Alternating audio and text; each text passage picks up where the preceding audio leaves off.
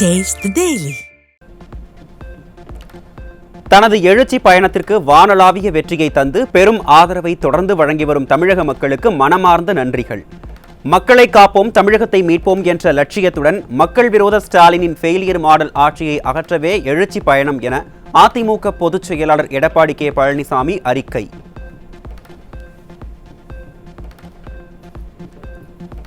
ஜூலை 7 கோவை மாவட்டம் மேட்டுப்பாளையம் தொகுதியில் தொடங்கிய எழுச்சி பயணம் ஜூலை 25 புதுக்கோட்டை மாவட்டம் விராலிமலை தொகுதி வரை நிறைவு செய்துள்ளேன். அதிமுக பொதுச் செயலாளர் எடப்பாடி கே பழனிசாமி அறிக்கை.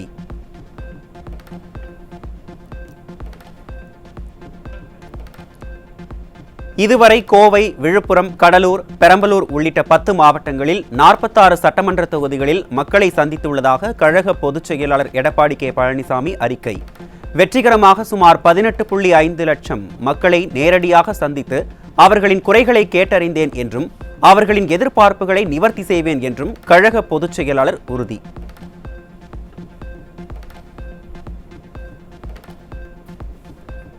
திமுகவின் உருட்டுகளும் திருட்டுகளும் உண்மைக்காக உரிமைக்காக என்ற நம் இயக்கத்தின் சார்பில் புதிய பிரச்சார திட்டம் தொடக்கம்.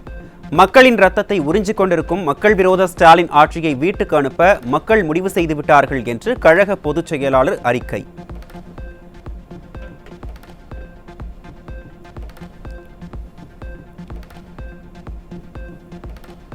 கொடுத்த வாக்குறுதிகளை நிறைவேற்றாத ஃபெயிலியர் மாடல் ஸ்டாலின் அரசுக்கு மரண அடி கொடுப்போம் என்றும் வாரிசு அரசியலுக்கு முற்றுப்புள்ளி வைப்போம் என்றும் கழக பொதுச் செயலாளர் சூளுரை. குடும்ப ஆட்சிக்கு முடிவு கட்டி திமுக ஆட்சியை வீட்டுக்கு அனுப்புவோம் என்றும் அதிமுக பொதுச் செயலாளர் எடப்பாடி கே பழனிசாமி அறிக்கை.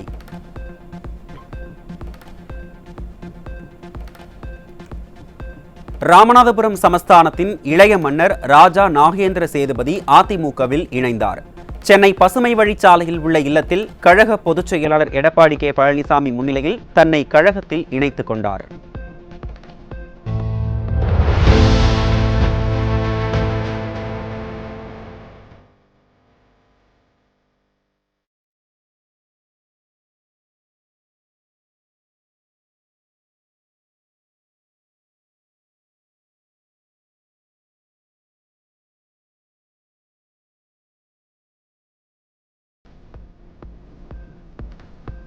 அதிமுக பொதுச் செயலாளர் எடப்பாடி கே பழனிசாமி சிவகங்கை மாவட்டத்தில் இன்று எழுச்சி பயணம் மேற்கொள்கிறார். மக்களை காப்போம், தமிழகத்தை மீட்போம் என்ற உன்னத நோக்கத்தை லட்சியமாக கொண்டு எழுச்சி பயணம் மேற்கொள்ளும் பொதுச் செயலாளர்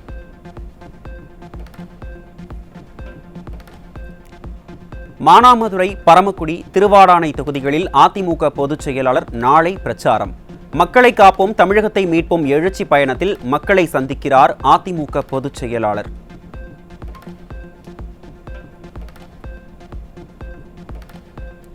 நாமக்கல் மாவட்டம் குமாரபாளையம் பகுதிகளில் காவிரி வெள்ள நீர் பாதிப்பு பகுதிகளை நேரில் சென்று ஆய்வு செய்தார் முன்னாள் அமைச்சரும் குமாரபாளையம் சட்டமன்ற உறுப்பினருமான தங்கமணி.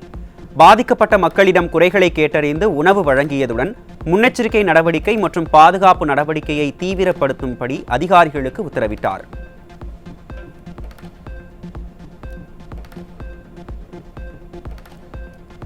பஹல்காம் தாக்குதலுக்கு பதிலடியாக நடத்தப்பட்ட ஆபரேஷன் சிந்தூர் தொடர்பாக மக்களவையில் சிறப்பு விவாதம். இந்திய ராணுவம் துல்லிய தாக்குதல் நடத்தியதாக மக்களவையில் பாதுகாப்புத்துறை அமைச்சர் ராஜ்நாத் சிங் விளக்கம்.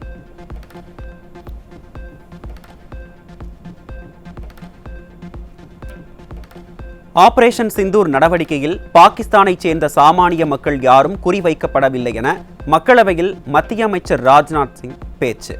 பாகிஸ்தான் ஆதரவு தீவிரவாதிகள் பஹல்காமில் அப்பாவி மக்களை கொன்றனர் என்றும் ஆபரேஷன் சிந்தூர் நடவடிக்கையின் போது 100 பயங்கரவாதிகளும் அவர்களுக்கு ஆதரவு அளித்தவர்களும் கொல்லப்பட்டதாக மத்திய அமைச்சர் தகவல்.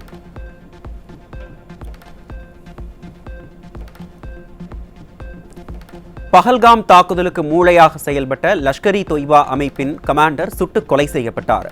பஹல்காம் தாக்குதலுக்கு திட்டம் போட்டுக் கொடுத்த முசா உட்பட 3 தீவிரவாதிகளும் ஜம்மு காஷ்மீரில் சுட்டுக் கொல்லப்பட்டதாக மத்திய பாதுகாப்புத்துறை அமைச்சர் ராஜ்நாத் சிங் மக்களவையில் விளக்கம்.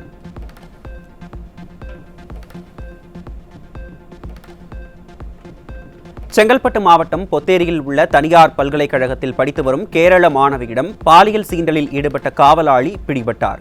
ஸ்டாலினின் ஃபெயிலியர் மாடல் ஆட்சியின் ஏவல் துறை மீது சிறிதும் பயம் இல்லாததால் பெண்களுக்கு எதிரான பாலியல் வன்கொடுமைகள் சாதாரண மனிதர்கள் கூட துணிந்தே ஈடுபடுவதாக மக்கள் குற்றச்சாட்டு.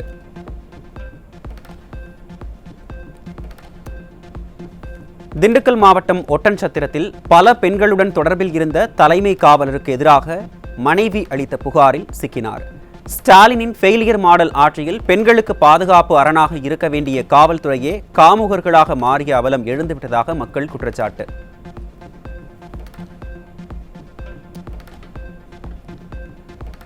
தூத்துக்குடி மாவட்டம் திருச்செந்தூரில் 12 வயது பள்ளி சிறுமியை மிரட்டி பாலியல் வன்கொடுமையில் ஈடுபட்ட காமுகர்கள் 2 பிடிபட்டனர். ஸ்டாலினின் ஃபெயிலியர் மாடல் ஆட்சியில் பள்ளி சிறுமிகளுக்கு எதிரான பாலியல் வன்கொடுமைகளை தடுத்து நிறுத்த முடியாத அளவுக்கு ஏவல் துறை செயலிழந்து விட்டதாக குற்றச்சாட்டு.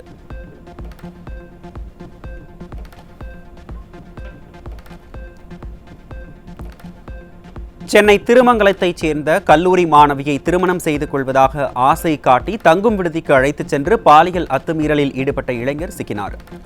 ஸ்டாலினின் ஃபெயிலியர் மாடல் ஆட்சியில் பள்ளி கல்லூரி மாணவிகள் மீதான பாலியல் சீண்டல்களை தடுக்க முடியாத அளவுக்கு ஏவல் துறை முழுமையாக செயலிழந்து விட்டதாக மக்கள் குற்றச்சாட்டு.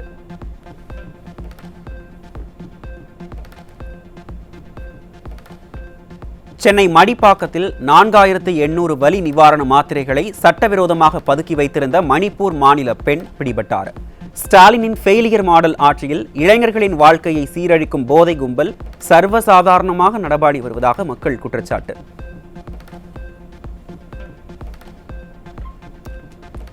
திருநெல்வேலி மாவட்டம் பாப்பாக்குடியில் இருதரப்பு மோதலில் தடுப்பு நடவடிக்கைகளில் ஈடுபட்ட உதவி ஆய்வாளரை தாக்க முயன்ற சிறுவன் மீது துப்பாக்கிச்சூடு நடத்தப்பட்டதால் மக்கள் அச்சம். ஸ்டாலினின் ஃபெயிலியர் மாடல் அரசின் ஏவல் துறை பொதுமக்களை அச்சமூட்டும் வகையில் சட்டவிரோத செயல்களில் ஈடுபடுவது அதிகரித்து விட்டதாக குற்றச்சாட்டு.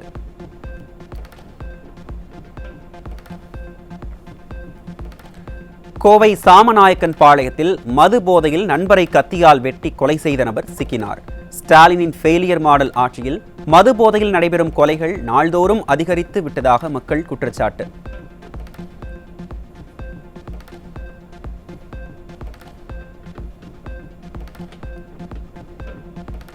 காஞ்சிபுரம் அருகே இளம்பெண்ணை பாலியல் வன்கொடுமை செய்து கொலை செய்த வழக்கில் பெயிண்டர் ஒருவர் சிக்கினார். ஸ்டாலினின் ஃபெயிலியர் மாடல் ஆட்சியில் திறனற்ற காவல்துறையை கண்டித்து திமுக மற்றும் விசிக கட்சியினர் போராட்டம்.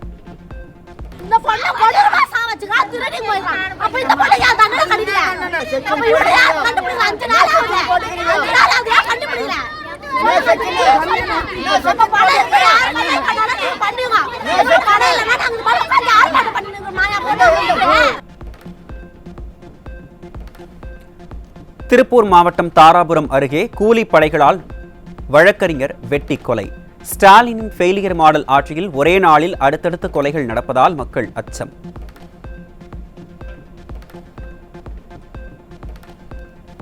திருநெல்வேலியில் பட்டியல் இன இளைஞர் கொடூரமாக வெட்டி கொலை செய்யப்பட்ட வழக்கில் பிடிபட்ட சுர்ஜித்தின் தந்தை தாயான உதவி காவல் ஆய்வாளர்கள் குற்றவாளி பட்டியலில் சேர்ப்பு. ஸ்டாலினின் ஃபெயிலியர் மாடல் ஆட்சியில் குற்றங்களை தடுக்க வேண்டிய காவல்துறையே குற்றங்களுக்கு துணை போவது கொடுமையின் உச்சம் என மக்கள் ஆவேசம்.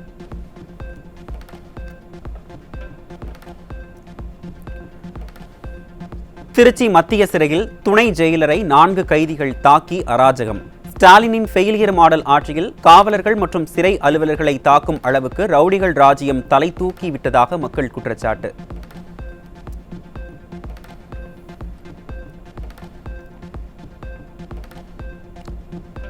உத்தரப்பிரதேசத்தில் மதமாற்ற செயல்களில் தமிழகத்தைச் சேர்ந்த கிறிஸ்தவ அமைப்புக்கு தொடர்புள்ளதாக குற்றச்சாட்டு.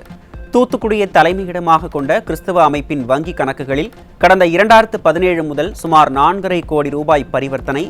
இதுவரை 10 பேர் பிடிபட்டுள்ள நிலையில் சைபர் செல் விசாரணை.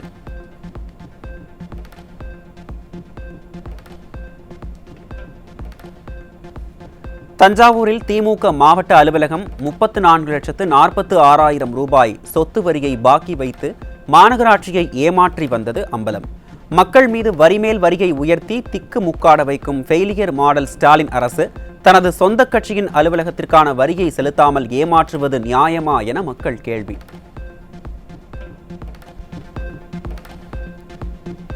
சென்னை உள்ளிட்ட பல பகுதிகளில் போக்குவரத்திற்கு தேவை இருந்தும் ஸ்டாலினின் ஃபெயிலியர் மாடல் அரசின் மெத்தன போக்கால் தமிழ்நாடு மினி பேருந்து திட்டம் 2.0 தோல்வி. 2000 வழித்தடங்களுக்கு அனுமதி அளிக்கப்பட்டும் 50% மேல் தொடங்கப்படாததால் திட்டம் வெற்று வாக்குறுதியான அவலம்.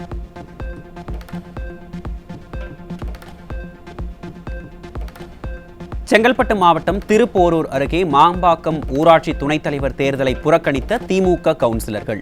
உள்ளாட்சி நிர்வாகத்தின் செயல்பாடுகள் குறித்தும் ஸ்டாலின் பெருமை பேசிய உள்ளாட்சியில் நல்லாட்சி மாடல் குறித்தும் பொதுமக்கள் கடும் விமர்சனம். சென்னை கொண்டித்தோப்பில் பல வருடங்களாக சட்டப்பூர்வமாக செயல்பட்டு வந்த கட்டாரியா ஸ்டீல்ஸ் நிறுவனத்தின் கிடங்கினை திமுக ஆதரவு ரவுடிகள் அமைச்சர் சேகர்பாபுவின் தூண்டுதலின் பேரில் வலுக்கட்டாயமாக கைப்பற்றுவதாக குற்றச்சாட்டு. தொழிலதிபர்களை மிரட்டும் திமுக குண்டர்கள் மற்றும் அவர்களுக்கு ஆதரவாக இருக்கும் அமைச்சர் சேகர்பாபுவின் இரும்புக்கர முதல்வர் நடவடிக்கை எடுப்பாரா என்று மக்கள் கேள்வி.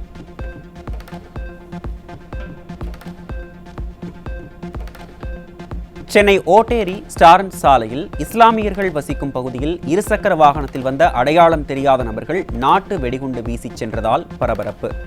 ஸ்டாலினின் ஃபெயிலியர் மாடல் ஆட்சியில் சிறுபான்மையின மக்களுக்கு துளியும் பாதுகாப்பில்லை என எதிர்க்கட்சித் தலைவர் தொடர்ந்து குற்றம் சாட்டி வரும் நிலையில் சென்னையில் நடந்த சம்பவத்தால் பொதுமக்கள் அதிர்ச்சி.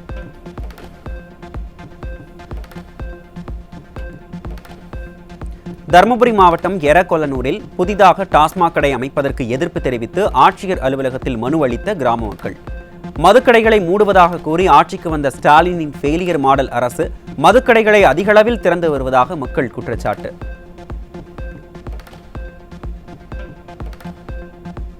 சென்னை மாநகராட்சி திடக்கழிவு மேலாண்மை திட்டத்தை தனியார் மயமாக்கலுக்கு வலுக்கும் எதிர்ப்பு.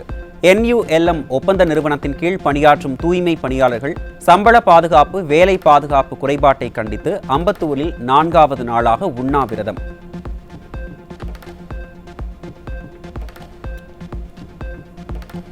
ஈரோடு மாவட்டம் பவானி நகராட்சிக்குட்பட்ட காவிரி கரையோர பகுதிகளில் குடியிருப்புகளை சூழ்ந்த வெள்ளம்.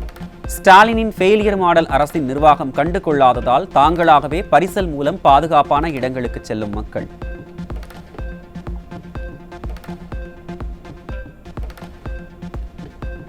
தஞ்சையில் TNCSC-க்கு பயன்படுத்தப்படும் லாரிகளுக்கு 2 ஆண்டுகளுக்கான நிலுவை வாடகையை வழங்குதல் மற்றும் இடைத்தரகர்கள் தலையீடு உள்ளிட்டவற்றை கண்டித்து லாரி உரிமையாளர்கள் வேலை நிறுத்தம். ஸ்டாலினின் ஃபெயிலியர் மாடல் ஆட்சியில் தமிழ்நாடு உணவுப் பொருள் வழங்கல் கழகத்தில் நிகழும் மோசடியால் தஞ்சை மாவட்டத்தில் நெல் கொள்முதல் பணிகள் பாதிப்பு.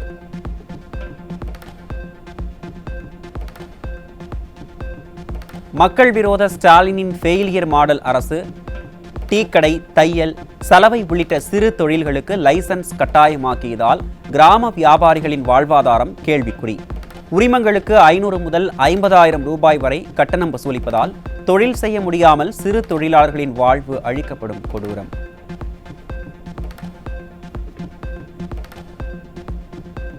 காவலர்கள் மற்றும் குற்றவியல் வழக்கறிஞர் கூறுவதை அப்படியே நம்பக்கூடாது என கள்ளக்குறிச்சி மாவட்ட நீதிபதிக்கு சென்னை உயர்நீதிமன்றம் எச்சரிக்கை. கொலை முயற்சி வழக்கில் குற்றம் சாட்டப்பட்டவர்களுக்கு முன்ஜாமீன் வழங்கியதில் தவறான வழிநடத்தலுக்கு சங்கராபுரம் போலீசாரும் பொறுப்பு என்று உயர்நீதிமன்ற நீதிபதி வேல்முருகன் காட்டம்.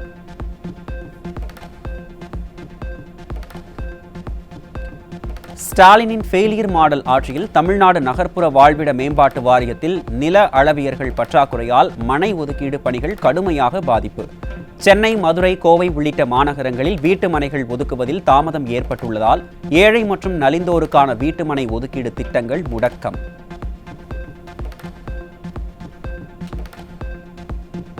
மேட்டூர் அணையில் இருந்து காவிரியில் 1 லட்சம் கன அடிக்கு மேல் தண்ணீர் திறக்கப்பட்டும் மயிலாடுதுறை மாவட்டத்தில் தண்ணீர் இல்லாமல் பயிர்கள் காய்ந்து வரும் அவலம்.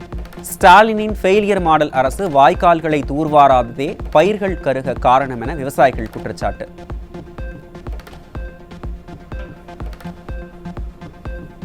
வாய்க்காலில் தண்ணி ஃபுல்லாக நிற்கிது. மேட்டூரில் தண்ணி திறந்து இதுவரையிலும் தண்ணி பாசன தண்ணியை வடிகாலில் போகிற லெவலில் இருக்குது. எங்களுக்கு கடமிட பகுதி எங்களுக்கு தண்ணி இதுவரையிலும் வந்து பாயவே இல்லை. அதுலேயும் பயிரை பாருங்கள், இந்த பயிர் காஞ்சி போய் கிடக்கு. இதுக்கு பாசனத்துக்கு எங்களுக்கு வழியே இல்லாமல் இருக்குங்க. இந்த பாசன வாய்க்காலை தூர்வாரி கொடுக்கறதுக்காக தமிழக அரசு நடவடிக்கை எடுக்கணும். பவானிசாகர் அணையில் இருந்து உபரி நீர் திறக்கப்பட்ட நிலையில் பவானி காலிங்கராயன் அணைக்கட்டில் வெள்ளப்பெருக்கு. காவிரி கரையோர பகுதிகளில் வசிக்கும் மக்களுக்கு ஃபெயிலியர் மாடல் அரசின் அதிகாரிகள் முறையாக எச்சரிக்கை விடுக்கவில்லை என்று குற்றச்சாட்டு.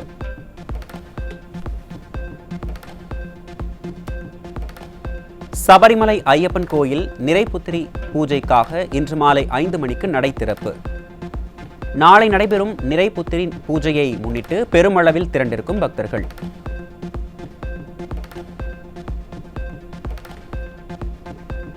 காஞ்சிபுரம் காமாட்சியம்மன் கோயிலில் ஆடிப்பூர திருவிழாவை ஒட்டி 3 தேவியர்கள் தங்கத்தேரில் எழுந்தருளி பவனி. கோயில் உட்பிரகாரத்தில் உலா வந்த தேவியர்களை பக்தர்கள் மனமுருக வழிபாடு.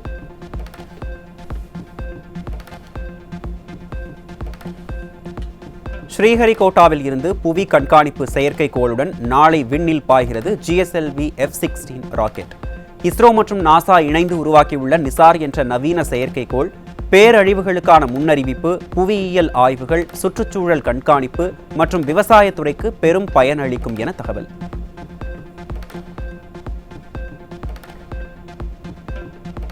இந்தியாவில் தென்மேற்கு பருவமழை இயல்பை விட 7% அதிகம் பெய்திருப்பதாக இந்திய வானிலை ஆய்வு மையம் தகவல். தமிழ்நாட்டில் மழை இயல்பான அளவிலும், டெல்லி, அருணாச்சலம், பீகார் உள்ளிட்ட மாநிலங்களில் மழை குறைவாக பெய்துள்ளதாகவும் அறிவிப்பு.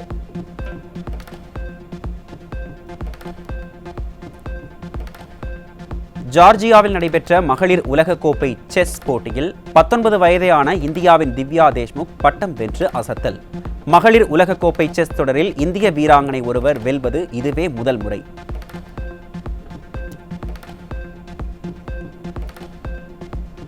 நடிகர் சூரியின் மாமன் திரைப்படம் OTT-யில் வரும் 8ஆம் தேதி ரிலீஸ் ஆக உள்ளதாக அறிவிப்பு.